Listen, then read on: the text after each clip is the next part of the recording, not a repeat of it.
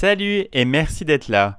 Chanson de l'été 2008, C'est ma terre, permet à Christophe Maé d'inscrire un nouveau tube à son répertoire et d'aborder un sujet d'actualité, l'écologie.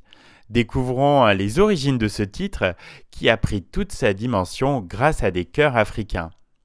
Révélé dès le mois de septembre 2005 grâce à son rôle du frère de Louis XIV dans la comédie musicale Le Roi Soleil, Christophe Maé et sa voix au timbre si singulier sont devenus en quelques mois des valeurs sûres de la chanson française. Même si l'ascension de Christophe Maé semble avoir été rapide, son succès est surtout le résultat d'une farouche persévérance et d'un long apprentissage acquis en chantant pendant près de 10 ans, l'hiver dans les clubs des stations de ski et l'été dans des bars de la Côte d'Azur et de la Corse.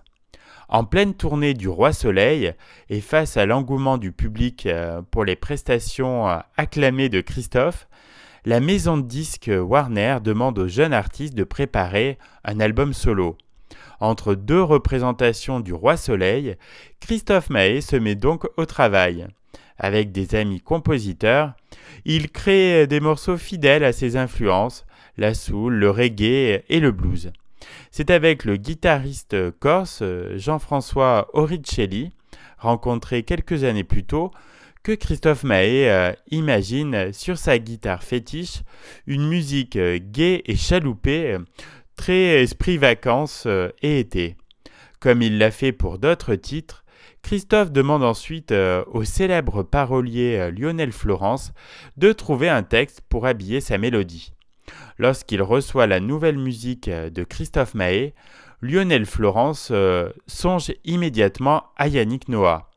Il trouve que cette rythmique lui fait beaucoup penser à l'univers de l'ancien tennisman reconverti avec succès dans la chanson. Par association d'idées, connaissant bien les valeurs que défend Yannick, à savoir l'environnement et la lutte contre la xénophobie, Lionel Florence écrit un texte qui aborde ces sujets et l'intitule « C'est ma terre ». Immédiatement, Christophe Maé est séduit par ces thèmes universels et rassembleurs qu'il se sent très fier de défendre. Quelques semaines après, au début de l'année 2007, Christophe Maé enregistre C'est ma terre au studio Apollo de Suresnes près de Paris, avec au clavier le célèbre ingénieur du son Volodia. Au cours de cet enregistrement, Christophe a l'idée d'inclure sur C'est ma terre des chœurs africains pour donner encore plus de dépaysement et de soleil à sa chanson. C'est ma terre fait partie des 12 titres du premier album de Christophe Maé qui sort le 19 mars 2007.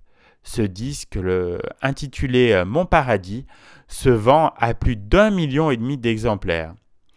C'est seulement à partir du mois d'août 2008 que C'est ma terre déferle sur les ondes et les chaînes musicales, réenregistré en live dans une version acoustique avec un chœur gospel les 18 et 19 juin 2008 sur la plage de Santa Giulia en Corse.